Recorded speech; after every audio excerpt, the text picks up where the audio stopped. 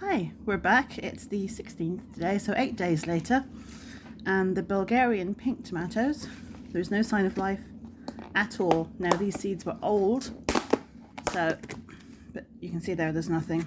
I have some others planted somewhere else, which is just here, so I'm not too worried.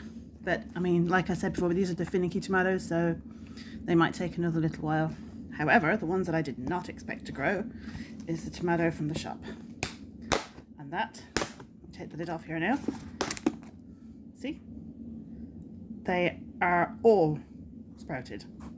And gardening is like that. I mean, if you plant something that you're expecting to grow, it won't.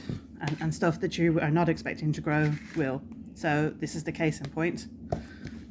So here we are. So we'll take the lid off these, and they look kind of weak and squashed, but you know, they're okay.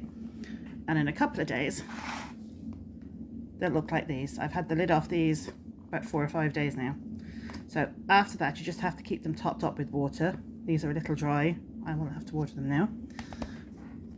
And here are some more that I planted. This one is not too bad, it's in better shape. And here I may have overplanted these ones. There is so many tomato plants. But again, I wasn't expecting these to grow. If you want 10 tomato plants and you sow 10 seeds, none will grow. If you sow 20 in the hopes of getting 10, all 20 will grow and you'll be inundated. So I always tend to overplant. You can give them away. You know, it really doesn't matter. So on the surprise side, with my peppers are out, I have a red bell pepper and a yellow sweet pepper. So these are, here's these. Now they're only barely out. So I'm going to put the lid back on these and leave them until tomorrow. And the same with these ones. Now, again, they're not fully out. I will leave them until tomorrow. But these now, because they were close to the radiator, they were quite warm to the touch underneath. And some of my other peppers that are not out were not so warm. So I might have to move things around a little bit. Now, what did grow, I had a red habanero and one seedling grew. Now, what you can also do is I had no lids. I ran out of lids, so I put a sandwich bag on this one. And that also kept the moisture in and had that steam going that we're looking for. So that's the news. So these are out now. We'll wait another maybe week for the other ones because they're a bigger tomato. Also, bigger tomatoes might take a little bit longer to sprout. So in a couple of days these will look pretty fine, and then they will begin to look like these ones. Now, these are the first 2 leaves here. These are not the true tomato leaves.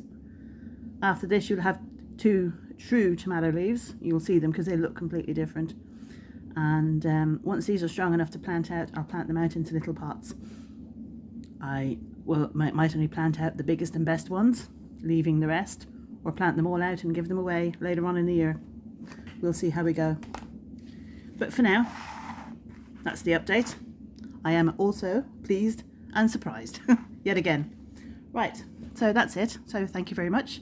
And we'll see you for the next stage, which, thank you. Just on a side note, they're little thin and tiny, twinkly little plants. If you, just every couple of days, brush over them, it strengthens them up. So there's a good tip. So when you plant them on, they'll be a bit stronger. So it's just, that's all. That's simple. Okay, thank you.